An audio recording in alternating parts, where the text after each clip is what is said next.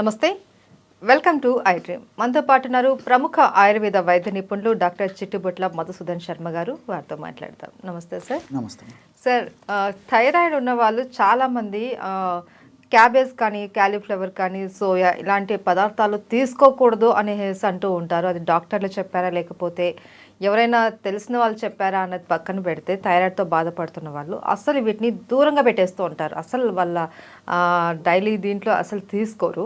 ఇది నిజమేనా సార్? ఇది అపోహన లేకపోతే తినకూడదు అంటారా? చాలా చాలా మంచి ప్రశ్నమా. మేము నిత్య జీవితంలో ప్రాక్టీస్లో కూడా చూస్తుంటామా, థైరాయిడ్ పేషెంట్స్ ఎక్కువ మంది వస్తుంటారు. చాలా మందికి ఉన్నటువంటి కామన్ డౌట్ ఇది. అవును సార్, మేము క్యాబేజ్ తీసుకోవచ్చా, క్యాలీఫ్లవర్ తీసుకోవచ్చా, లేకపోతే సోయా తీసుకోవచ్చా అని అడుగుతుంటారమ్మా. దానికి కరెక్ట్గా సైంటిఫిక్ సమాధానం చెప్తాను చూడమ్మా. యాక్చువల్గా ఏంటంటే అందులో ఉన్నటువంటి రసాయన పదార్థాలు థైరాయిడ్ గ్రంథి యొక్క పనితనాన్ని దెబ్బతీస్తాయమ్మా. యాక్చువల్గా ఇప్పుడు క్యాబేజీలో, క్యాలీఫ్లవర్లో, అదేవిధంగా సోయాలో ఈ మూడింట్లో కూడా గాయిట్రిన్స్ అని చెప్పేసి ఒక రసాయన పదార్థాలు ఉంటాయమ్మా. అదేవిధంగా థయోసైనైడ్స్ అని చెప్పేసి రసాయన పదార్థాలు ఉంటాయి, ఫ్లేవనాయిడ్స్ ఉంటాయి. సో ఈ మూడు కూడా థైరాయిడ్ గ్రంథిని దెబ్బతీస్తాయి. ఎలాగంటే అది కూడా చెప్తాను చూడమ్మా. ఉదాహరణకి మూడింట్లో ఇవన్నీ ఉంటాయి అనమాట. గాయిట్రిన్స్, థయోసైనైడ్స్, ఫ్లేవనాయిడ్స్ క్యాబేజీలో, క్యాలీఫ్లవర్లో, సోయాబీన్స్లో ఉంటాయమ్మా.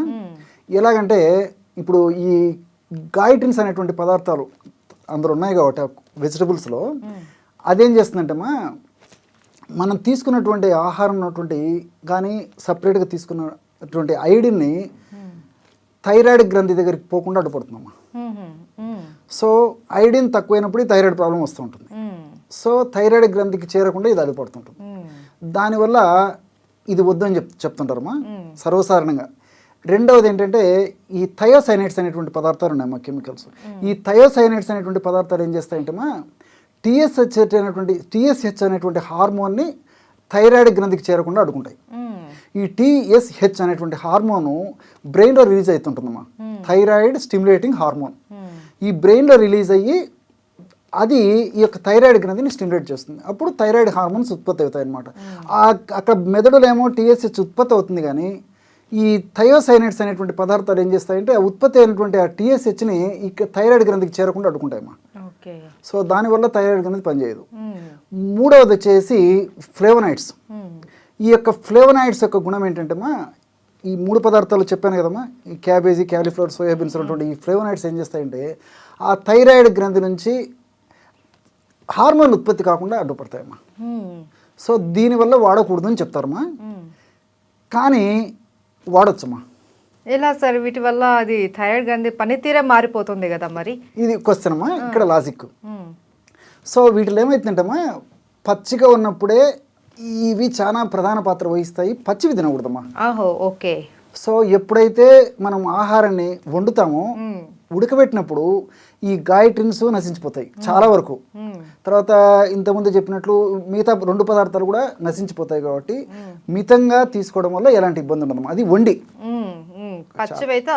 తినమ్మా. వండి వాడడం వల్ల అంత దుర్గుణాలు ఉండవు, మితంగా వాడుకోవచ్చు. కాబట్టి గాయిట్రిన్స్, థయోసైనైడ్స్, తర్వాత ఈ యొక్క ఫ్లేవనాయిడ్స్ వండినప్పుడు దాని యొక్క ప్రభావం తగ్గిపోతుంది కాబట్టి వాడుకోవచ్చుమా. రెండవది ఏమంటే, ఇప్పుడు ఈ క్యాబేజీ, క్యాలీఫ్లవర్ ఇలాంటి వాటిలో ఎక్కువ పెస్టిసైడ్స్ చల్లుతారమ్మా. సో దానివల్ల కూడా ఈ పెస్టిసైడ్స్ ప్రభావం కూడా మన దేహంలోకి పోయేటువంటి పరిస్థితి ఎక్కువ ఉంటుందమ్మా. వాటి మీద ఎక్కువ చల్లుతారు అనమాట. సో అది కూడా మంచిది కాబట్టి మంచిది కాదు కాబట్టి పచ్చిది వాడడం మంచిది కదమ్మా. సో ఉడకబెట్టి వాడడం వల్ల అంత దోషం ఉండదు, మితంగా తీసుకోవడం వల్ల ఎలాంటి ఇబ్బంది ఉండదమ్మా. అయితే సార్, మీరు వస్తున్నారని అంటే చాలు మాకు చాలా కామెంట్స్ వచ్చేస్తూ ఉంటాయి. ఏంటి అని అంటే, సార్ని దీనికి చిట్కా అడగండి, దీనికి ఏం చేయాలి ఎట్లా అనేసి. థైరాయిడ్ అనేది ఇప్పుడు షుగర్తో ఈక్వల్గా పోటీ పడుతున్నారు. చాలా మందికి థైరాయిడ్ కూడా ఎక్కువ అవుతుంది. సో థైరాయిడ్కి ఏదైనా మంచి చిట్కా చెప్పండి అనేసి అడుగుతున్నారు. సో మీరు చెప్పే చిట్కా ఏంటి సార్? చాలా మంచి చిట్కా చెప్తామా. తయారు చేసుకోవడం చాలా సులువమ్మా, వాడుకోవడం సులువు, రిజల్ట్స్ కూడా మంచి రిజల్ట్స్ వస్తాయి. ఖర్చు కూడా చాలా తక్కువ ఉంటుంది. చాలా తక్కువ. ఏ థైరాయిడ్ అని కానివ్వండి, హైపో కానీ హైపర్ కానీ. థైరాయిడ్ జనరల్గా రెండు రకాలుగా వస్తూ ఉంటుంది. అది హైపోథైరాయిడ్ కావచ్చు, హైపర్ థైరాయిడ్ కావచ్చు. ఇంగ్లీష్ వైద్య విధానంలో అయితే సపరేట్ మందులు ఉంటాయమ్మా. ఆయుర్వేద వైద్య విధానంలో ఒకటే ఔషధం థైరాయిడ్ గ్రంథి పనితీరును మెరుగుపరుస్తుంది. థైరాయిడ్ అంటే థైరాయిడ్ అంతే. థైరాయిడ్ ప్రాబ్లం ఉందంటే మెడిసిన్. దాని యొక్క పనితీరును మెరుగుపరుస్తుందమ్మా. తక్కువగా ఉంటే నార్మల్గా తీసుకొస్తుంది పనితీరు, ఎక్కువ పనితీరు ఉంటే కూడా నార్మల్గా తీసుకొస్తుంది. అంటే ఈ దేహానికి ఎంత హార్మోన్స్ అవసరము, ఏ పద్ధతిలో ఈ దేహాన్ని కాపాడాలనేటువంటి పద్ధతిలో ఈ హార్మోన్స్ ఉత్పత్తి అయ్యి సమస్థితిలో ఉండేటువంటి పరిస్థితి ఏర్పడుతుంది. కాబట్టి ఏ థైరాయిడ్ అయినా ఇప్పుడు నేను చెప్పేది పనిచేస్తుందమ్మా. ఏ థైరాయిడ్ ప్రాబ్లం అయిపోయినా దీనికి త్రిఫల చూర్ణం ఒక 60 గ్రాములు తీసుకోవాలమ్మా. గత కొన్ని వీడియోస్లో కూడా మనం త్రిఫల చూర్ణం గురించి తెలుసుకున్నాం, మనకు మార్కెట్లో దొరుకుతుంది. అదేవిధంగా పిప్పళ్ళ చూర్ణం అమ్మా. ఈ పిప్పళ్ళు మనకు పచారికోటలో దొరుకుతాయమ్మా, లాంగ్ పెప్పర్ అంటారు అనమాట. సో అవి తెచ్చుకొని శుభ్రం చేసేసి వేయించేసి పౌడర్ చేసుకుంటే సరిపోతుంది. ఆ యొక్క పిప్పళ్ళ చూర్ణం 20 గ్రాములు. అది ఓపిక లేదనుకోండి, మనకు మార్కెట్లో పిప్పళ్ళ చూర్ణం కూడా దొరుకుతుంది. సో 60 గ్రామ్స్ త్రిఫల చూర్ణము, 20 గ్రామ్స్ పిప్పళ్ళ చూర్ణము, ఒక 20 గ్రామ్స్ మాత్రము దేవదారు చెక్క చూర్ణం తీసుకోవాలమ్మా. దేవదారు చాలా మందికి పేరు తెలియకపోవచ్చు ఈ కాలం వాళ్ళకి. దేవదారు చెక్క మనకు ఆయుర్వేదం షాప్లో అడిగితే ఇస్తారమ్మా. ఆ పౌడర్ కూడా దొరుకుతుంది. కాబట్టి దేవదారు చెక్క చూర్ణము ఒక 20 గ్రాములు తెచ్చుకుంటే సరిపోతుంది. ఎందుకంటే చెక్క తెచ్చుకొని దంచి చూర్ణం చేసుకోవడం కొంచెం కష్టంగా ఉంటుంది. కాబట్టి డైరెక్ట్గా చూర్ణం తెచ్చుకొని వాడుకుంటే సరిపోతుంది. సో త్రిఫల 60 గ్రాములు, పిప్పళ్ళు 20 గ్రాములు, దేవదారు చెక్క 20 గ్రాములు. సో మొత్తం 100 గ్రామ్స్ పౌడర్ తయారైపోయిందమ్మా.